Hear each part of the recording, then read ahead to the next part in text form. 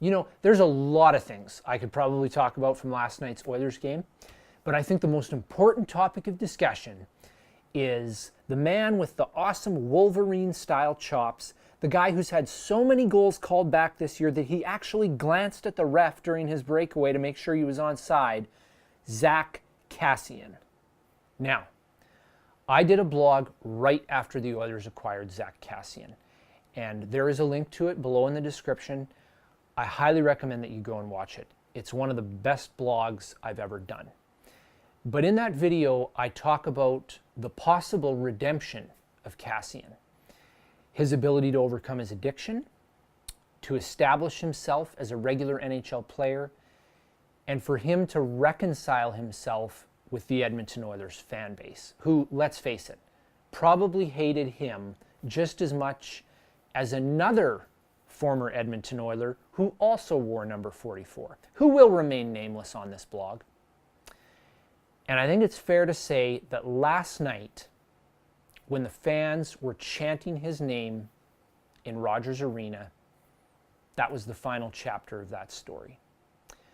And of those three areas that I mentioned, the most important one to me personally was that Zack Kassian turned into a player that I can feel good about cheering for.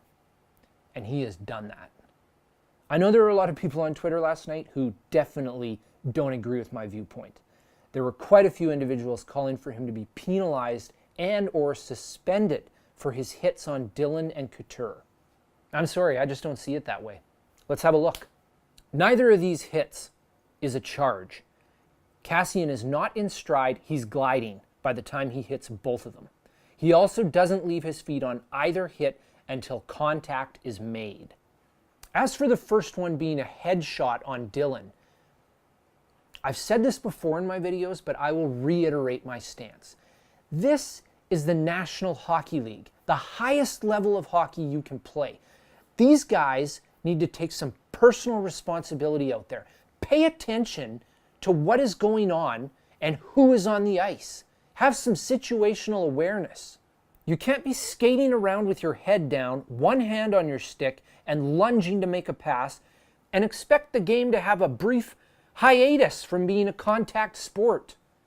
Same thing goes for Couture. You're standing there after you make a pass and figure, just because we're on the power play, I'll get a free pass from being body checked?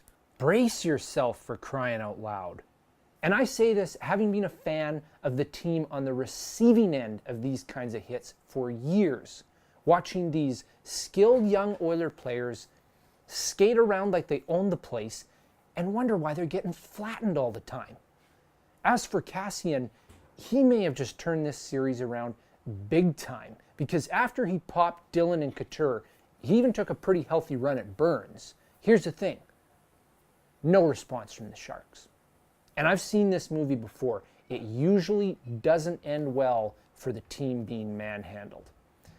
Now, my wife wasn't too pleased about my comments about her last night on the blog, so I'll be watching the new Anne of Green Gables with her for the rest of the night.